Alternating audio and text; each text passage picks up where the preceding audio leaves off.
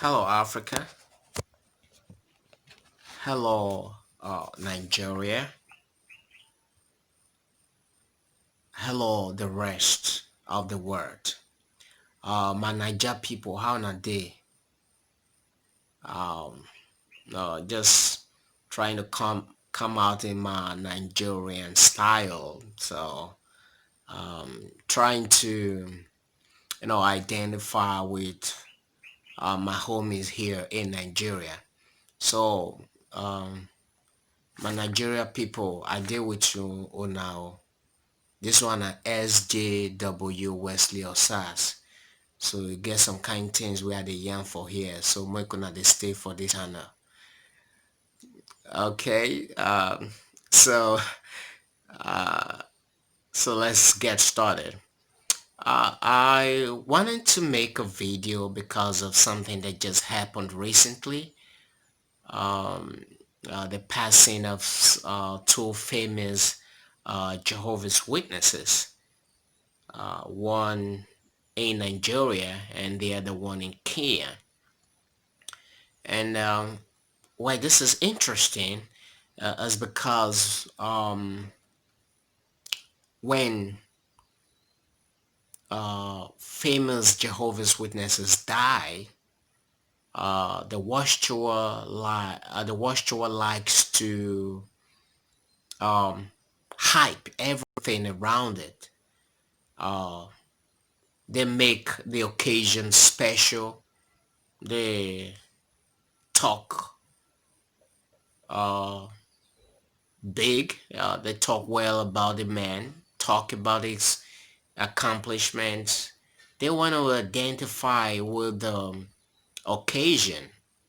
And this is a thing Watchtower does not do for the rank and file.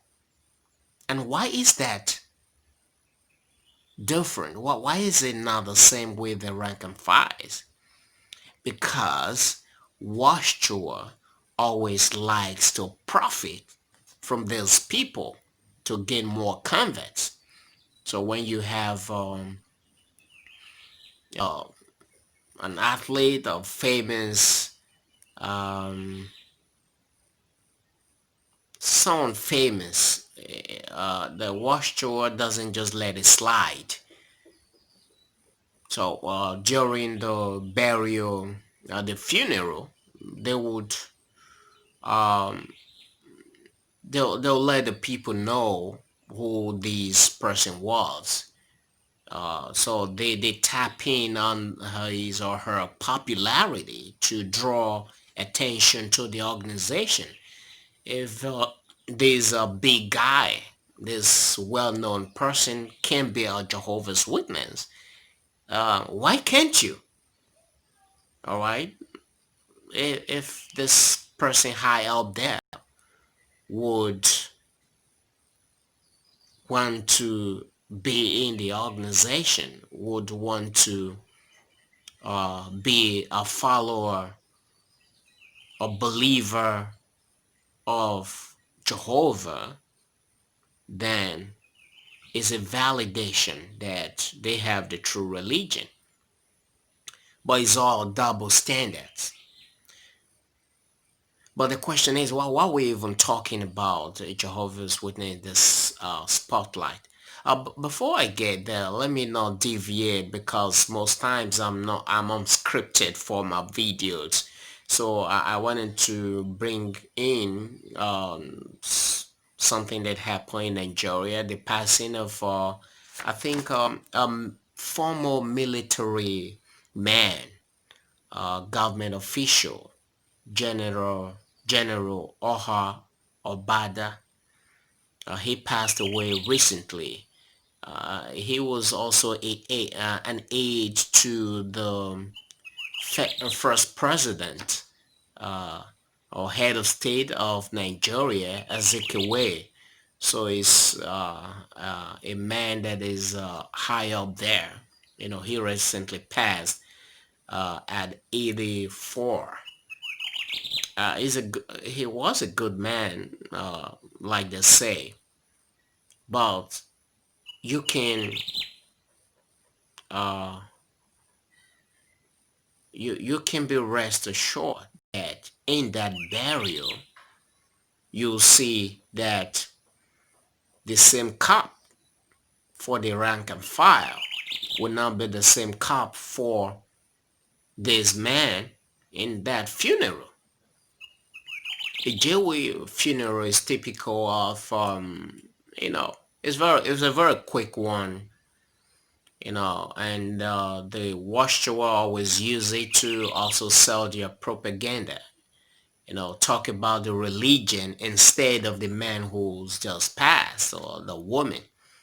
You don't hear them mention his achievement, because his achievement on earth is garbage, is rubbish. So why would they talk about it? So they want to turn your attention to the resurrection of this man.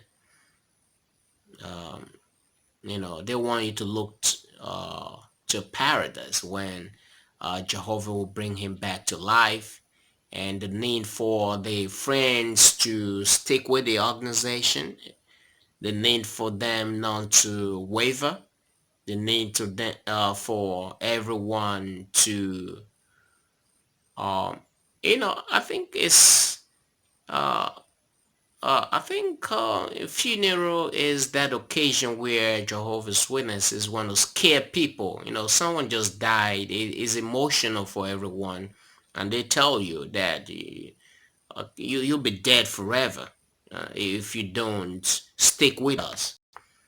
And if you want to see him again, you need to follow these organization. So that was about this man, this military. He just passed not long ago. And the one I want to talk about is very interesting, that they watched through uh, uh, an elder in the congregation of this famous Jehovah's Witness. He's a Kenyan actually. His name is Ken Wali Bora. Ken Wali Bora. I don't know if I got that pronunciation right. He's a creative. Uh, he's a writer, creative literature, and author of many books. A poet as well. Uh, Very well respected for his craft. This Kenyan. So he recently passed during this COVID-19 um, situation. So he had a few people in his funeral, abiding by the rules of the COVID-19, not wanting too many persons to come up. So it's interesting that the watchtower would not just go on and lay this man to rest. They will talk about his achievement. They will talk about uh, his popularity and how he's affected people's lives and all of that. They'll bring in hype and all of that. I think here's a statement made by one of the elders in the during the funeral. I think I'll quote that later, but it's really interesting that this man, unlike the Nigerian, wasn't a man that was uh, clothed in linen. He wasn't a man that was clothed in white robes. He actually had a dent on his glowing white shirt. This Ken Wale Bora. He um, he actually had been charged in the United States for being a sexual deviant. He was charged for exposing his genitalia in America. In what's the state? Is it Wisconsin? A state in America. He was caught multiple times exposing his genitalia, and I think he had left the states to his hometown where he died, but his wife and kids did not follow him, and they were not there with him when he died. I think from the fallout of that, charges brought against him in the United States. So this man was not he was not a saint at all, and it's interesting that an elder will give this comment during his funeral. Now keep in mind, is is a big shot. Like I said, the cup for him is not gonna be the cup for the rank and file because they don't have time to go into the life and time of anyone who died in the witnesses. They will just bury your ass, and that's all. Talk about Saudi propaganda. That's all. So this elder during the funeral had commented. He said that Ken Walebora was a disciplined and committed Christian who valued both the elderly and the young. He was humble despite being celebrated globally. You know, they they drew attention to that. You know, they made his burial special. So and this and I and research has it that even after all of this, he had been reinstated to the before his death. He had been reinstated to the organization where he was given certain privileges. For a man with a record like that, the Jehovah's Witness will still using him. To to put him in position of responsibility and all that. Why not? Because of who he was.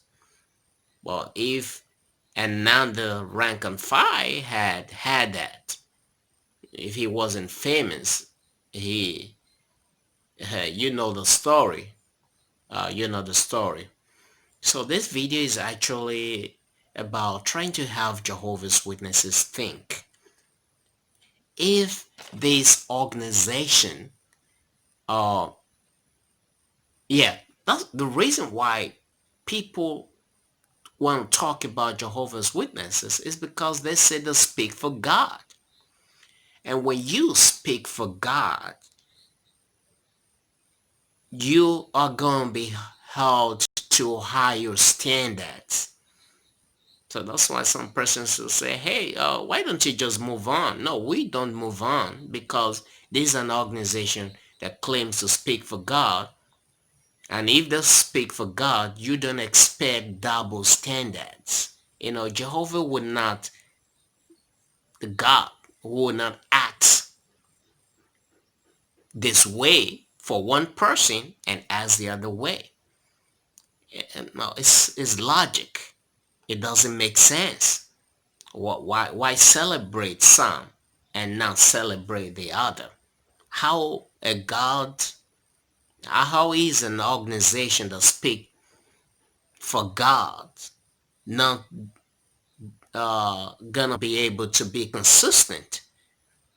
So that's why when we have news like this come out, we want to talk about it and try to uh, open the eyes of Jehovah's Witnesses and those who are already questioning to say that no, no, no, no, this is not an organization that speaks for God. This is just an organization that is ruled by man. The more you research this organization, the more you find out that we are just tools. Or those of you stay in, you are just tool, a money-making tool for this organization. I just wanted to drop this video after a long while, and um, let me not talk too much about why I haven't made a video in the last couple of days, but I think it's gonna be fine from this moment on. We keep pushing, we keep getting strong, we keep putting our voice out there, because there are people out there who wants to free themselves from the grip, from the grasp of this organization. So thank you, Africa. Thank you, Nigeria. Thank you for those watching from the rest of the world. I'll see you in my next video. Oh, please do subscribe. See you soon. Thank you.